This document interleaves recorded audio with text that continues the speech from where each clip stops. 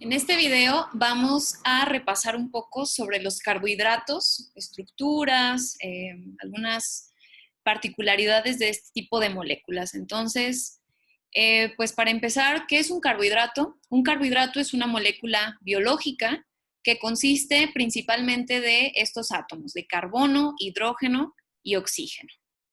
Por eso, pues como el nombre lo dice, carbohidrato, ¿verdad? Carbono, y hidrógeno, aunque también tienen oxígeno. ¿Dónde encontramos a los carbohidratos? Bueno, principalmente los vamos a encontrar en los alimentos que consumimos. ¿De qué tipo? Alimentos como cereales, ¿verdad? Como el maíz, el trigo, el arroz, en las papas, la caña de azúcar y en todas las frutas vamos a encontrar carbohidratos, ¿verdad? De diferentes tipos, pero ahí están presentes. En el azúcar de mesa, ¿verdad? Que conocemos como sacarosa, en el pan, la leche y pues casi todos los alimentos que consumimos van a tener este tipo de moléculas. El nombre de carbohidrato es o significa lo mismo que sacárido. Entonces, muchas veces ustedes probablemente escuchen la palabra sacárido o monosacárido o algo sacárido, entonces están hablando de carbohidratos. Estos carbohidratos o sacáridos se dividen en estos 4 grupos químicos, de acuerdo al número de unidades que tienen. Entonces, tenemos los monosacáridos, disacáridos, oligosacáridos y polisacáridos. Ahorita vamos a ver en qué consiste cada uno de estos.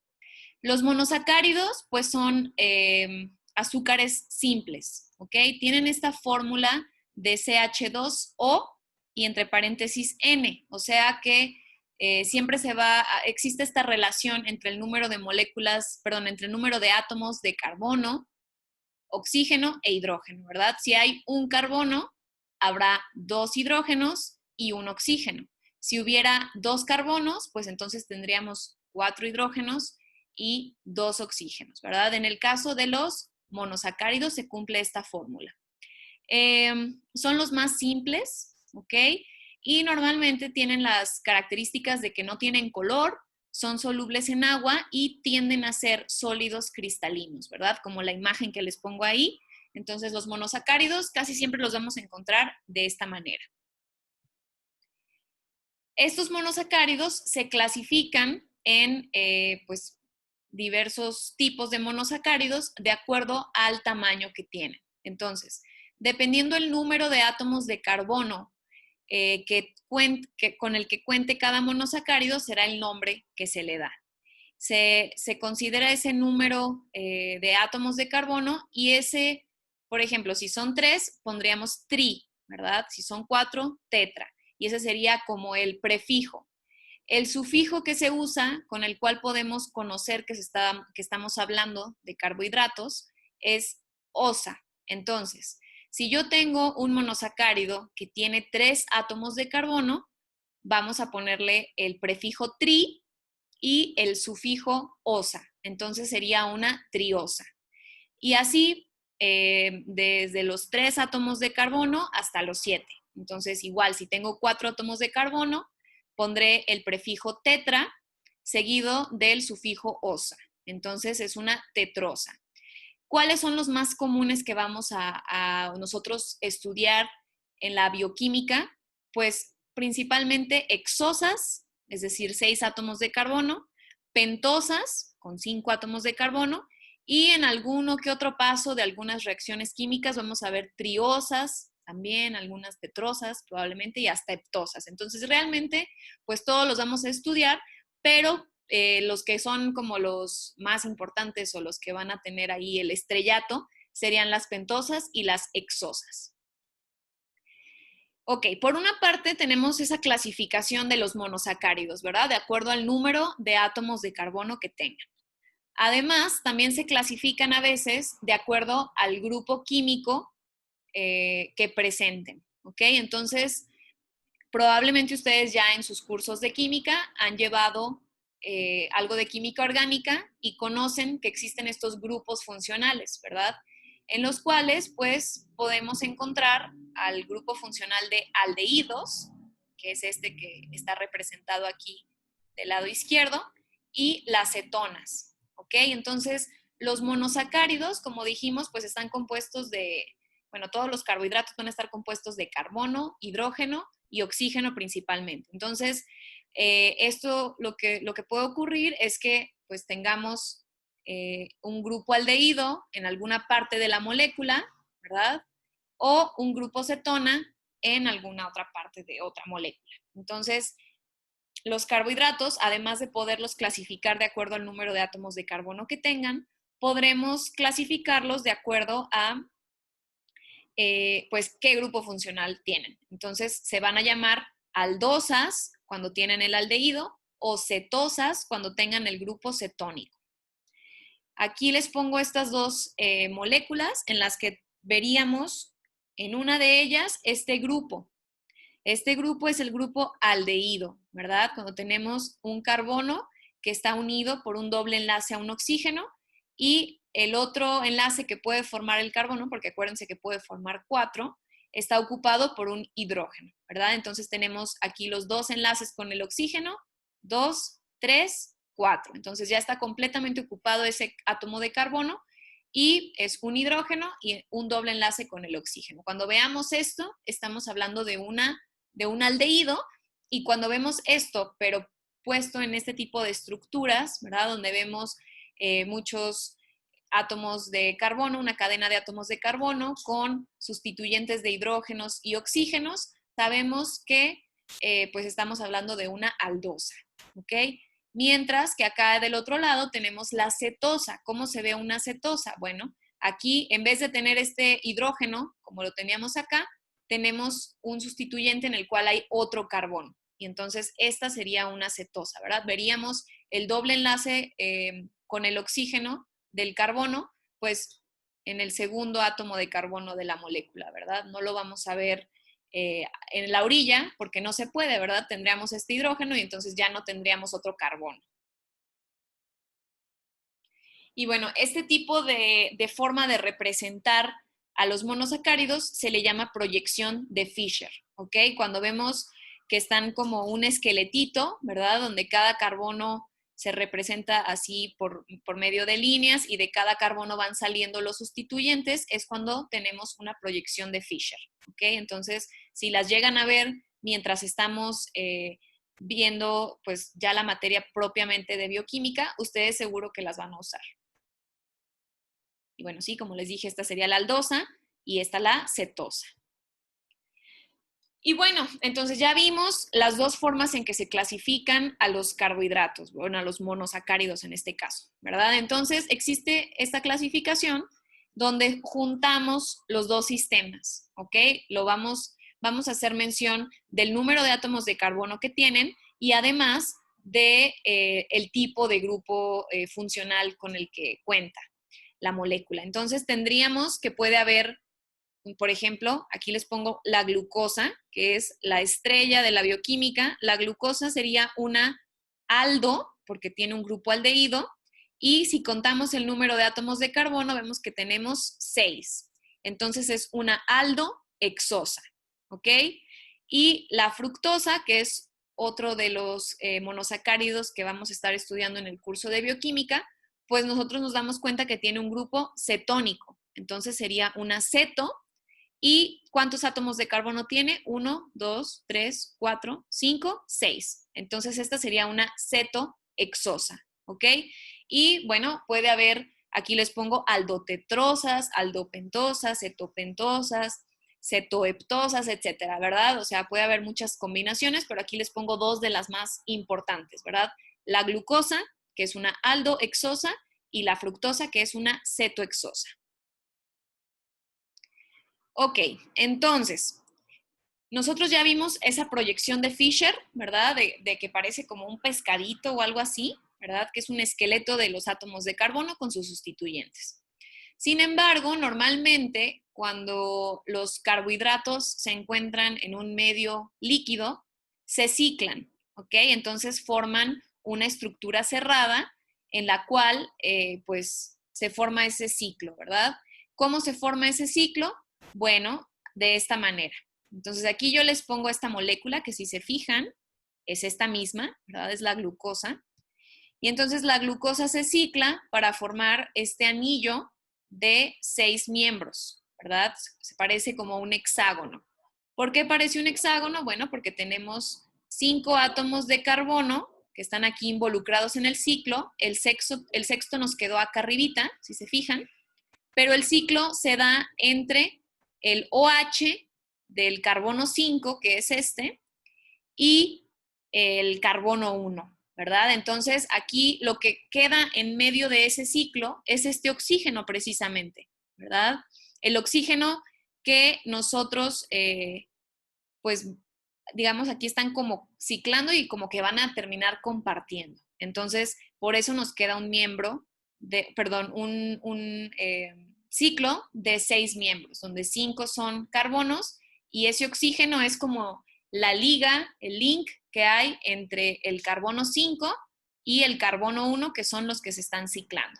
Entonces, siempre que ustedes vean una aldohexosa, como la glucosa, que ya dijimos que es una aldohexosa, van a encontrar un ciclo de este tipo, ¿verdad? Que tenga un hexágono donde 5 sean estos carbonos y nos quede este oxígeno en esta esquina. ¿Por qué ocurre esto? Bueno, como les dije, el oxígeno se protona y entonces se forma este, pues, enlace, ¿verdad? Entre el carbono y el oxígeno. Aquí están los que están interviniendo. Y este oxígeno que yo puse en moradito, pues pierde este hidrógeno, ¿ok? Entonces ahora ataca este enlace, este doble enlace del carbono y el oxígeno. Y esta proyección que tenemos acá, ¿verdad? La del hexágono que les digo que se forma, se llama proyección de Haworth, ¿ok? Ya vimos la de Fisher, que es esta, y la de Haworth. Entonces, tenemos estos dos tipos de proyecciones con las cuales podemos nosotros representar a los carbohidratos. Y bueno, puede haber ocasiones en las que en vez de formarse este ciclo de 6 miembros que les expliqué aquí con este ejemplo de la glucosa, en algunos casos vamos a encontrar ciclos de 5 miembros, ¿ok? Y bueno, cada uno de estos tipos de ciclos tiene su propio nombre. Cuando tenemos un ciclo de 5 miembros, le llamamos un anillo de furanosa, ¿ok? Furanosa, un furano es esto. Y cuando tenemos el ciclo de 6, como el que les puse acá, ¿verdad? Acordándonos que uno de los lugares del ciclo está ocupado por el oxígeno, a este anillo se le llama piranosa. Entonces, muy bien, entonces, pues ya revisamos cómo se llaman estos ciclos que pueden formar o anillos que pueden formar los diferentes monosacáridos, ¿verdad? Dependiendo el número de miembros que tenga cada uno de estos anillos, será el nombre que reciban. Ya vimos, bueno, furanosa o piranosa. Y bueno, ahora vamos a ver que una vez que están ciclados estos carbohidratos, podemos encontrar dos formas alternativas, ¿ok? Una será la forma alfa y la otra será la forma beta, ¿verdad? ¿De qué va a depender esto? Dependerá del posicionamiento que tenga el OH que está unido al carbono anomérico. ¿Cuál es el carbono anomérico en este tipo de moléculas, en estos ciclos? Es el carbono 1, ¿ok? Entonces, el carbono 1 es el carbono anomérico. Como podemos ver, es el primer carbono que está unido al oxígeno, ¿verdad? Es ese primer carbono. Entonces, vamos a fijarnos. Si en ese carbono anomérico, que es el carbono 1, encontramos el OH hacia abajo, ¿verdad? Como está en este lado de esta pentosa o como está en esta hexosa, ¿verdad?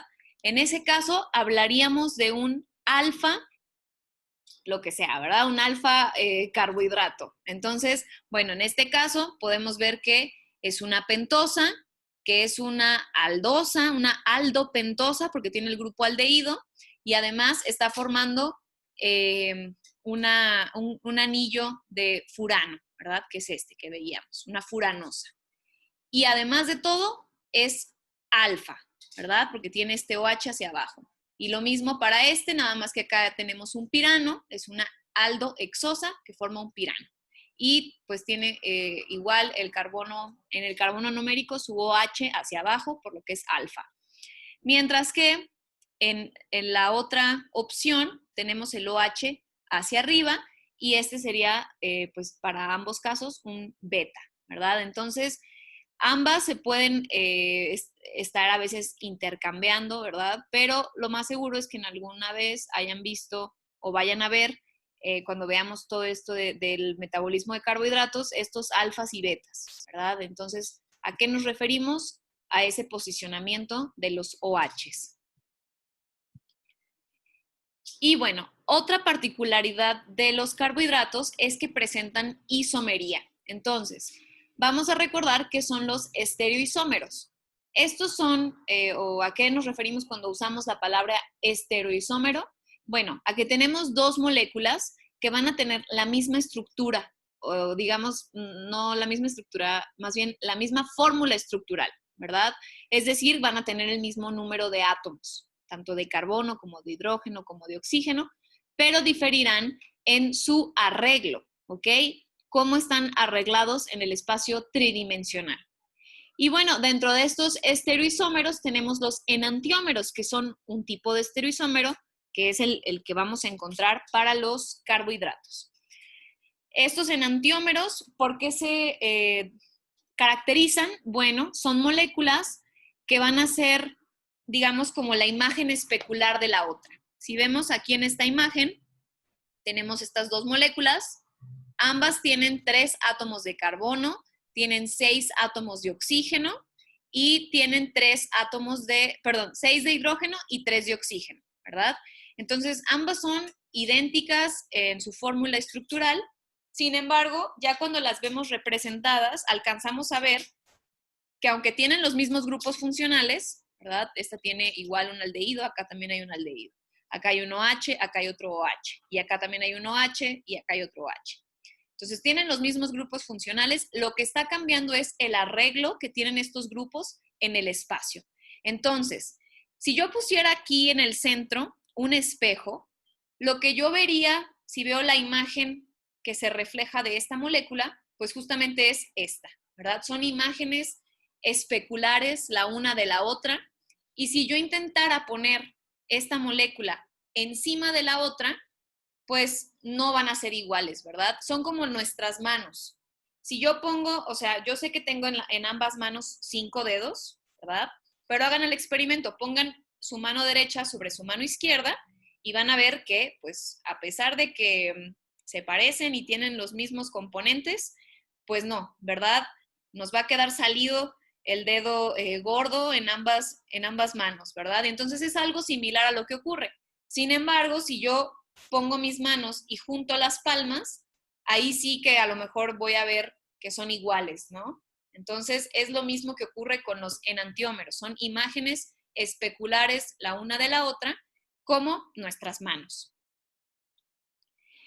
Entonces aquí vamos a hacer mención de otro concepto o algo más que también es importante de los carbohidratos. Circulé estos dos carbonos que están en rojo. ¿Por qué? Porque son carbonos quirales, ¿ok? A lo mejor lo han escuchado, a lo mejor no. ¿Qué es un carbono quiral?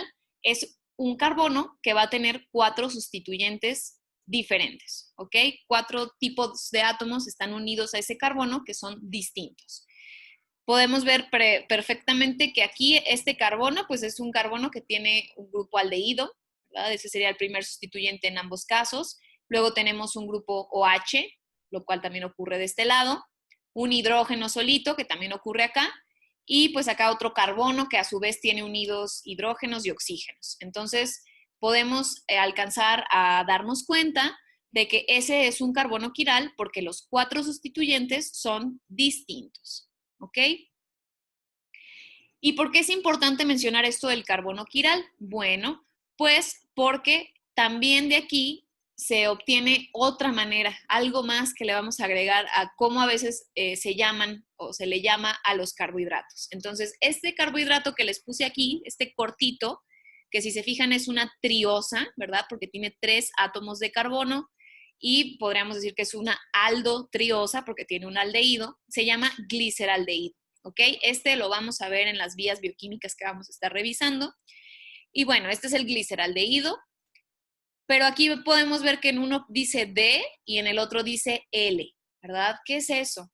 Bueno, justamente lo que quiere marcar esas letras D y L tiene que ver con el carbono quiral. Entonces, cuando tengamos este carbono quiral, aquí solo hay un carbono quiral, ¿verdad? Porque este no tiene 4 sustituyentes diferentes y este tampoco. Entonces, solo existe este carbono quiral para esta molécula.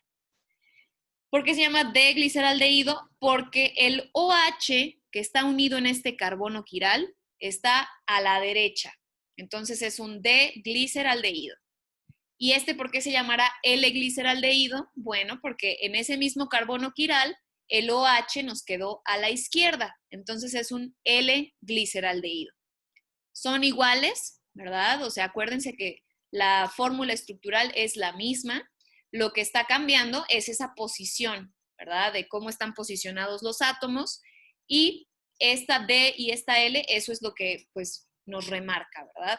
¿Hacia qué lado tenemos el OH? Y bueno, este es el ejemplo más sencillo, ¿verdad? Porque nada más tenemos 3 átomos de carbono. ¿Qué pasa cuando tenemos una molécula que tenga más átomos de carbono? Si se fijan, varios de estos contarían como carbonos quirales, ¿verdad? Probablemente podríamos decir que todos son carbonos quirales porque todos tienen sustituyentes distintos.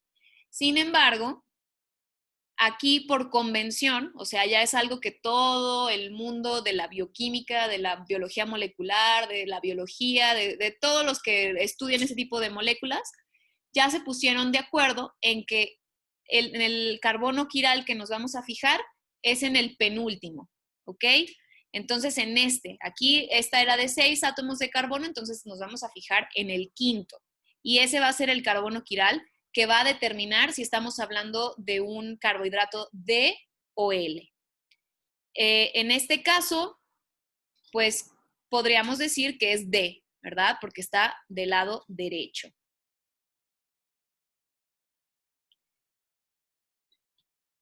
Ok, entonces ya vimos por qué se les llama alfa, ¿verdad? Aquí, ¿por qué alfa? Porque en el carbono anomérico, que es el carbono 1 del ciclo, el OH está hacia abajo. Entonces es alfa, ¿ok?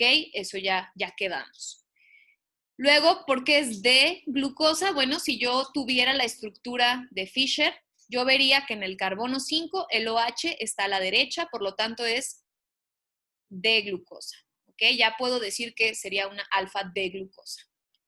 Y luego aquí ponen esta como conversión, ¿no? En la que ahora se vuelve a ciclar, pero ahora este OH nos quedó hacia arriba. Entonces, ya sería una beta de glucosa. Como les decía, eso de alfa y beta puede estar cambiando cuando estamos hablando ya del organismo, ¿verdad? Pero como quiera cobra alguna relevancia, sobre todo en la formación de enlaces, ¿ok? Entonces, más adelante lo vamos a revisar. Y luego acá abajo les pongo otra nueva forma en que se pueden representar los carbohidratos. Ya vimos las de Fischer, las de Haworth, que son estas, y ahora vamos a ver la de silla, ¿ok? Esta se llama la conformación de silla. Esta sería como realmente nosotros encontraríamos los carbohidratos ciclados en nuestro organismo, por ejemplo, ¿verdad? Porque es la más estable. ¿Y por qué se le llama de silla? Porque dicen que parece como una silla, pues yo creo de montar, ¿verdad? Y entonces esta sería esta misma molécula ahora representada en la estructura de silla. Y esta de acá representada ahora en la estructura de silla. ¿Qué vale la pena mencionar? Bueno, si se fijan, cuando el OH está hacia arriba, lo ponen pues igual como hacia arriba, pero no completamente hacia arriba por los ángulos, ¿verdad? Está como hacia hacia arribita, pero no es una línea recta per se. Y cuando estás hacia abajo, pues se quedaría igual hacia abajo, ¿verdad? Aquí hablando nosotros del carbono anomérico, que dijimos que era el carbono 1. Y bueno, cuando tengamos esta conformación de silla y veamos ese OH hacia abajo, en vez de llamarle alfa, como le llamábamos para las de Haworth, le vamos a llamar axial. Sería una conformación axial. Y cuando veamos el OH, así como les digo, como hacia arribita, aunque no en línea recta, se le llamará ecuatorial. ¿Por qué creen estos nombres? Bueno, axial, como axis, ¿verdad? Como en una línea recta, y ecuatorial, bueno, una línea recta vertical, y ecuatorial, pues como sabemos, ¿no? El ecuador en una línea, pues, perpendicular a este hidrógeno, si lo llamáramos de otra manera, ¿verdad? Pero bueno, es axial cuando está hacia abajo, ecuatorial cuando estaba hacia arriba, como en la beta de glucosa. Y bueno, aquí les pongo algunos ejemplos de las hexosas más comunes, la glucosa, fructosa, galactosa, y algunas de las pentosas más comunes, que más vamos a estudiar, la deoxirribosa y la ribosa. Entonces, en el transcurso del curso de bioquímica vamos a estar trabajando con estas moléculas, por lo cual, pues es importante que ustedes las empiecen a aprender, a estudiar y pues que las conozcan, ¿verdad? Vamos a empezar hablando un poco de la glucosa. Bueno, ¿por qué es importante la glucosa? Por todo lo que vamos a ver en el curso de bioquímica, principalmente porque es la principal fuente de energía para la respiración celular, que es un proceso que vamos a revisar más adelante. La D-glucosa es la que se encuentra en la naturaleza pues en mayor proporción, mientras que la L-glucosa no. ¿Ok? Entonces, casi siempre cuando hablemos de glucosa vamos a estar hablando de alfa de glucosa, perdón, de D-glucosa, ¿verdad? La L-glucosa no. Y aquí les pongo cómo tendríamos esta molécula en conformación de silla, ¿verdad? Que aquí le puse alfa, aunque ya sabemos que le llamaríamos que está en conformación axial, ¿verdad?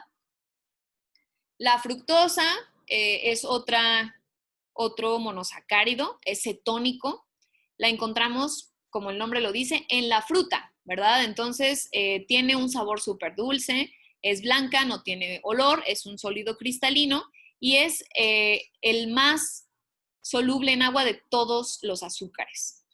¿Dónde lo vamos a encontrar? En la miel, en las frutas de árboles, en viñas también, en las flores, en todas estas frutitas deliciosas como moras y todo eso, y en la mayoría de los vegetales de raíz, como las zanahorias.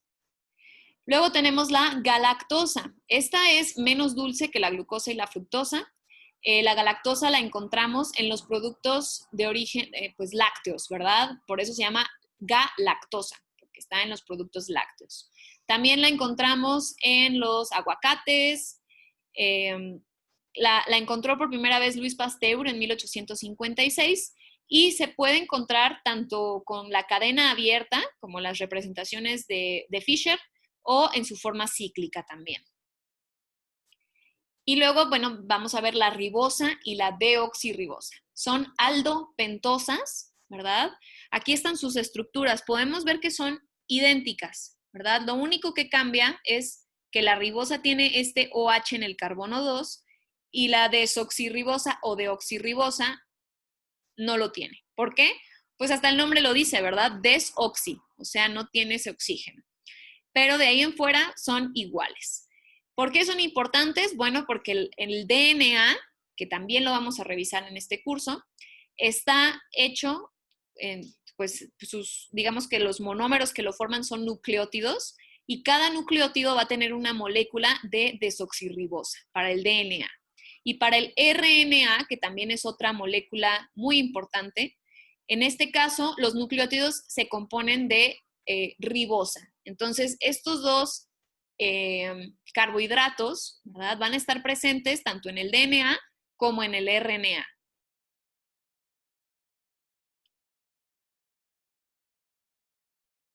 Y bueno, todos esos que acabamos de revisar eran monosacáridos. Ahora vamos a ver algunos disacáridos. ¿Cómo se forma un disacárido? Bueno, como su nombre nos puede como dar la pista de que se forma cuando se juntan dos monosacáridos. ¿Cómo se juntan estos monosacáridos? Por medio de un enlace que se llama enlace glucosídico o glicosídico, a lo mejor lo han escuchado de cualquiera de las dos formas, y esto ocurre por medio de una reacción de deshidratación. Entonces, aquí les pongo cómo se vería esta molécula de glucosa, forma este disacárido junto con la fructosa. Lo que ocurre es que el OH de la glucosa y el hidrógeno de la fructosa están reaccionando entre sí, forman una molécula de agua, por eso se llama deshidratación, y ahora quedan unidos por medio de este oxígeno. Entonces, así es como nos quedarían unidos, ¿verdad? Parece como que tienen sus bracitos y están ahí agarrados los dos del oxígeno. Y así es como obtenemos a los disacáridos. Aquí hay algunos ejemplos de otros disacáridos. La sacarosa, que es la mezcla de glucosa más fructosa. ¿Dónde encontramos la sacarosa? Pues es la que le ponemos al café y a todo, ¿ok? Esa es la sacarosa, glucosa y fructosa. La lactosa, que está hecha de galactosa y de glucosa, ¿dónde la encontramos? Seguro la han escuchado, pues en la leche, ¿verdad? A veces cuando nos dicen que la leche es deslactosada, ¿a qué se refiere? Pues justamente a que no tiene este disacárido, no tiene lactosa. Y más abajo está la maltosa. La maltosa se forma por la unión de glucosa y glucosa. Y como podemos ver, pues todas están formando ese enlace glucosídico. ¿Ok? Entonces, como les decía, la sacarosa es el azúcar de mesa, la que usamos, que proviene de la caña de azúcar, ¿verdad? Ahí les pongo unos cubitos de azúcar. La lactosa está formada de galactosa y glucosa, la encontramos en la leche. Y este tipo de disacárido tiene un enlace beta 1,4. ¿A qué nos referimos con esto de beta 1,4? Bueno, aquí es donde cobra importancia eso que veíamos de hacia dónde está el OH, ¿verdad? Entonces, este enlace sería beta 1,4 porque podemos ver que estaban hacia arriba, ¿verdad? Como en ecuatorial, entonces son beta. Si me fijo en este de acá, pues sería un enlace alfa, ¿verdad? ¿Por qué? Pues porque tenemos los bracitos hacia abajo, entonces sería alfa. Cuando están los bracitos hacia arriba, sería beta. La maltosa, ya les dije, 2 unidades de glucosa están unidas por un enlace alfa 1,4. ¿Por qué decimos 1,4? Bueno, porque el 1 es este carbono 1 y este sería el carbono 4. O sea, es un enlace alfa porque ambos están hacia abajo y entre el carbono 1 y el 4. Acuérdense, este sería el 1, 2, 3, 4. Entonces, por eso le llaman así. ¿Dónde vamos a encontrar la maltosa? En algunas semillas que germinan, por lo cual se le llama como la malta, ¿verdad? Que es lo que le ponen a la cerveza. Y también se produce cuando caramelizamos la glucosa. Entonces, a lo mejor, si te gustan las manzanas caramelizadas, ahí estás consumiendo maltosa. Ok, esos son los disacáridos más comunes, que son de hecho los que vamos a estar viendo en el metabolismo. Y ahora vamos a hablar de oligosacáridos. Entonces, ¿qué son los oligosacáridos? Son los carbohidratos que contienen un número pequeño de 3 a 10 monosacáridos. Tienen como funciones sobre todo el reconocimiento celular y la unión celular. Entonces, casi siempre se van a encontrar en las membranas de las células, o sea, unidos tanto a los lípidos como a las proteínas que están ahí en las membranas, ¿verdad? A lo mejor ya lo revisaron ustedes en biología eso de las membranas.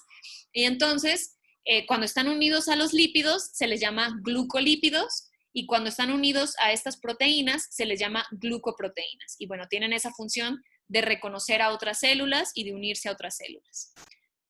Aquí hay un ejemplo que es algo que a lo mejor no sabíamos, ¿verdad? De que son glucolípidos, lo que está realmente aquí, pero justamente los que determinan nuestro tipo sanguíneo son glucolípidos que están presentes en la membrana de los eritrocitos, que son las células de la sangre, ¿verdad? Las células rojas. Entonces, dependiendo cuáles son los carbohidratos que están presentes ahí, será nuestro tipo sanguíneo.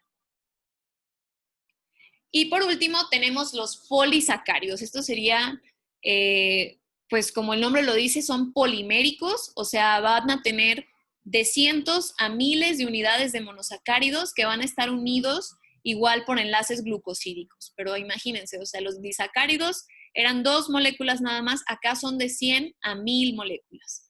van a poder tener estructuras de lineal, o sea, hasta con muchas ramificaciones, ¿verdad? Dependiendo los enlaces que se formen. Y bueno, pueden ser homopolisacáridos cuando todos los, digamos, las unidades que los forman son iguales, ¿verdad? Por ejemplo, si todos estos amarillos son glucosa, pues entonces esto sería un homopolisacárido. Y además de que sean homopolisacáridos, porque todas las unidades son iguales, estas pueden ser completamente lineales o sin ramificaciones o ramificadas, que sería como este caso, ¿verdad? Donde vemos que tiene aquí como un bracito y entonces esta sería ramificada. Además, también existen los heteropolisacáridos, o sea, que tienen dos o más monómeros diferentes, ¿verdad? A lo mejor una glucosa y una fructosa, por decir, ¿no? Ahí que cada uno de esos colores nos indica un tipo de monosacárido distinto. Y lo mismo, también pueden ser sin ramificar o ramificados. ¿Qué ejemplos de polisacáridos tenemos? Bueno, aquí cabe mencionarse que los polisacáridos tienen dos funciones principales. Una es el almacenamiento de energía y la otra es como un componente estructural de algunas estructuras, bueno, de algunos, por ejemplo, artrópodos, de animales que son como crustáceos, animales que tienen como una cubierta muy rígida, suelen tener polisacáridos estructurales. Pero vamos a hablar más del almacenamiento, ¿verdad? Porque nosotros vamos a ver en bioquímica, pues, cómo obtenemos energía a partir del rompimiento de enlaces, entonces nos interesa saber esta función de los polisacáridos como almacén energético. Y bueno, dentro de estos que tienen esta función, vamos a encontrar al almidón y al glucógeno. Entonces, el almidón, pues lo vamos a ver más adelante, ¿verdad? Pero es una fuente de energía pues muy grande porque son muchas moléculas, muchos enlaces que se pueden romper y que se puede obtener mucha energía. Y el glucógeno también, el glucógeno nosotros mismos lo generamos, ¿verdad? Para cuando pasamos mucho tiempo sin comer, por ejemplo, tenemos esa reserva y entonces el cuerpo empieza a obtener energía de ahí. Más adelante lo vamos a revisar con mucho más detalle. Bueno, aquí ya les di una introducción. Bueno, el almidón se obtiene, es un polímero de glucosa que están unidas por enlaces alfa 1,4 y bueno, puede tener amilosa y amilopectina que tienen, o sea, realmente es lo mismo, lo que cambia es estos enlaces y entonces las ramificaciones que forman, ¿verdad? Igual más adelante lo podemos revisar un poquito más a fondo. Pero bueno, la amilopectina, además de tener estos enlaces alfa 1,4, tiene enlaces alfa 1,6 en algunos de los monómeros. Entonces, lo que pasa ahí es que se forma esa ramificación, mientras que acá no es ramificado, simplemente es una cadenita, ¿verdad? Alfa 1,4, alfa 1,4, alfa 1,4. Y entonces, ya cuando formamos el almidón, pues son como algunos segmentos de amilosa y otros de amilopectina. Aquí está cómo se vería, ¿verdad? Claro que estas son muy poquitas unidades, realmente deberíamos de tener más. ¿Dónde vamos a encontrar el almidón? Bueno, una particularidad es que es insoluble en agua, ¿ok? Se puede digerir por el rompimiento de estos enlaces alfa, que los humanos y los animales tenemos unas enzimas especiales que se llaman amilasas y estas permiten que se rompan estos enlaces y entonces pues se pueda aprovechar la energía de ellos. ¿Dónde lo vamos a encontrar? En las papas, el arroz, el trigo, el maíz. Estos son donde más los encontramos. Y el glucógeno, como les dije, sirve como para tener energía a largo plazo, ¿verdad? Tanto en el reino animal como en el fúngico. Y bueno, ¿dónde se genera este glucógeno? En los músculos y en el hígado principalmente. El glucógeno también es este polímero de unidades con enlaces alfa 1,4 y también tiene ramificaciones alfa 1,6. Y bueno, pues nos sirve para tener energía cuando no comemos. Y bueno, ya por último, de las estructurales, los que tienen función estructural, tenemos la celulosa, que es algo que también a veces consumimos los seres humanos. Sin embargo, aquí les digo que es un polímero, también son muchas glucosas repetidas, pero forman enlaces beta, ¿ok? Entonces, los humanos y muchos animales no tenemos la enzima para romper estos enlaces beta y por lo tanto no digerimos la glucosa, perdón, la celulosa. Y entonces, ¿de qué nos sirve la celulosa en la dieta? ¿Verdad? Pues es la fibra, ¿verdad? Cuando sabemos que la fibra pues es algo que también le sirve al ser humano, ¿verdad? Aunque no energéticamente, pues sí para la salud intestinal y todo eso. Y aquí está, bueno, los enlaces beta. ¿Y dónde la encontramos? Pues en las plantas. La quitina es otro polisacárido que, como les decía, lo vamos a encontrar en los exoesqueletos de artrópodos y en las paredes celulares de algunos de los hongos. Entonces, todos estos animalitos, ¿verdad? Que ahí está la cucaracha, tienen este polímero de unidades de N-acetilglucosamina, que es pues un carbohidrato. Entonces, ahí es donde encontramos la quitina, así es como se ve.